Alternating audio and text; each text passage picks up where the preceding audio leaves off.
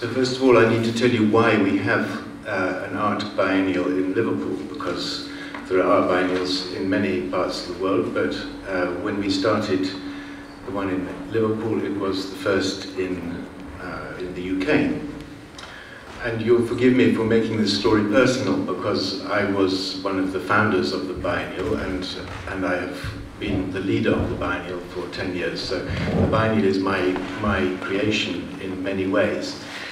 And it started because I was the director of the Tate Gallery in Liverpool, and during my 10 years as director of Tate Gallery, I was responsible for building an extension onto the gallery, and this meant that I had to raise money.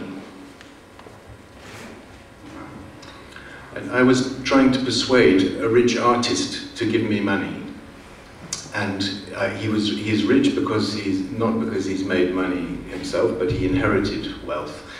And he inherited wealth from a gambling business in Liverpool.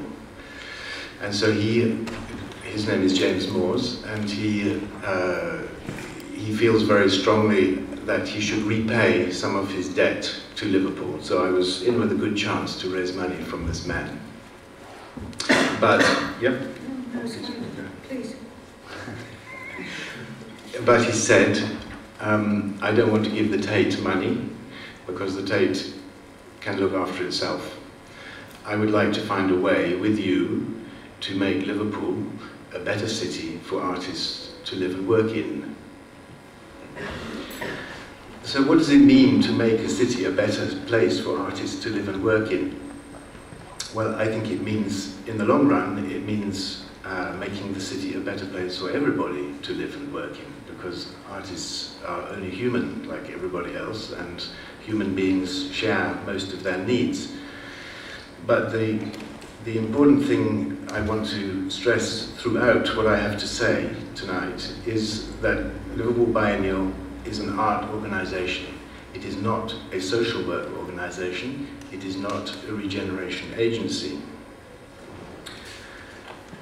So the other thing I have to say immediately, as I told you, I was the director of Tate Liverpool, and the form that Liverpool Biennial has taken as a practice is really the result of my personal experience working in the museum world, in museums and galleries, because I came to believe that museums are about art history, that for most people, when you enter the doors of museums, you are leaving the real world, or you're leaving all of the real world except for art history.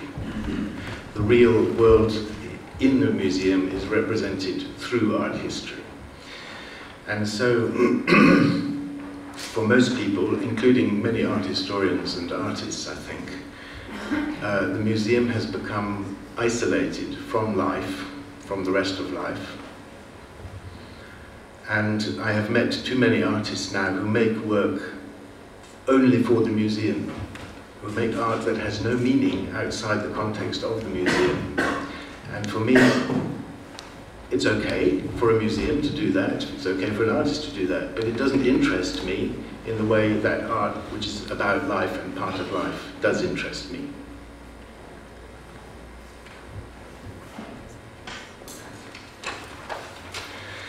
So the shape that the Liverpool Biennial has taken is the result of these beliefs of mine.